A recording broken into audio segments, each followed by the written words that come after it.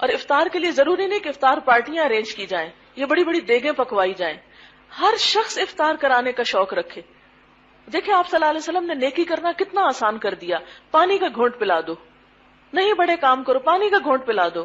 اب اس میں آپ کیا کر سکتے ہیں کہ گھر میں بچوں کو تربیت دے سکتے ہیں کہ ہر بچہ مثلا ایک دن سب کو افطار میں سرو کرے، دوسرے دن دوسرا کرے، تیسرے دن تیسرا کرے. اس میں کیا ہوگا کہ اس کو سب کا ثواب ملے گا.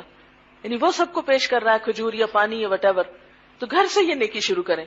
پھر اسی طرح محلے میں یا اور علاقوں میں اور کچھ نہیں تو آپ سارے پڑوس والوں کو کھجوریں لے کر سب کے گھر میں ایک ایک پلیٹ یا جو پیکٹ وہ بھجوا دیں. پھر اپنے اپنے علاقے کا آپ کو پتا ہو کہ کتنے غریب فیملیاں ہیں یہاں پر، کیونکہ اگر ہر شخص اپنے علاقے کی فکر کرنے لگے تو آپ دیکھیں گے ہر جگہ پہ پھر غربت جو ہے اس کو کور کیا جا سکتا ہے. اور پھر ایسے علاقے کے جہاں کوئی قریب میں دینے والا نہیں تو ان علاقوں کا پتا ہو کہ اس رمضان میں یہاں اور کچھ نہیں، ایک کھجور ایک کھجور کا پیکٹ یا آپ کوئی کھانے کی چیز یا کسی دن پکوا کے اگر اللہ نے آپ کو وسعت دی ہے، کیونکہ کھانا کھلانا جنت میں لے جانے والے کاموں میں سے ہے.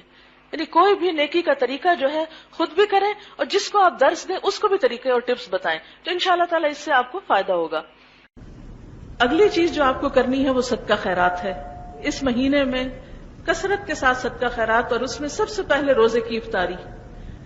صحابہ کرام کو جب آپ صلی اللہ علیہ وسلم نے روزہ افطار کرانے کا ثواب بتایا کہ اتنا ثواب ملتا ہے جتنا روزہ رکھنے والے کے روزے کا ہے، یعنی جس کو آپ افطار کرا رہے ہیں، تو اس پر سب نے کہا کہ ہمارے پاس اتنا نہیں ہوتا کہ ہم اوروں کا بھی روزہ افطار کرائیں، یعنی بمشکل اپنا کرتے ہیں، سب کو کیسے روزہ افطار کرا سکتے ہیں. آپ نے فرمایا یہ ثواب اس کو بھی ملتا ہے جو ایک لسی کے گھونٹ یا ایک کھجور کے ٹکڑے سے بھی کسی کا روزہ افطار کرا دیتا ہے.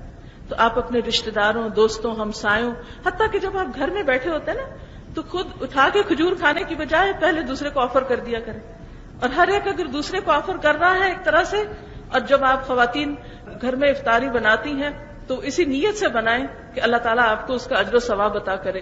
اور خصوصاً بچیاں، کیونکہ عام طور پر ایسا ہوتا ہے نا جب امی کہتی ہیں آؤ بھی افطاری یا سحری میں مدد کرو، تو آپ کہتے ہیں ہمارے تو امتحان ہے، ہمارا تو ٹیسٹ ہے، ہمارا تو ہوم ورک بہت ہے، ہم تو کچھ نہیں کر سکتے. نہیں، انشاءاللہ آپ نے ثواب کی نیت سے ضرور امی کا ہاتھ بٹانا ہے، تھوڑا یا زیادہ جو بھی ممکن ہو، خوشی سے، بغیر اس کے کہ وہ آپ کو بلائیں.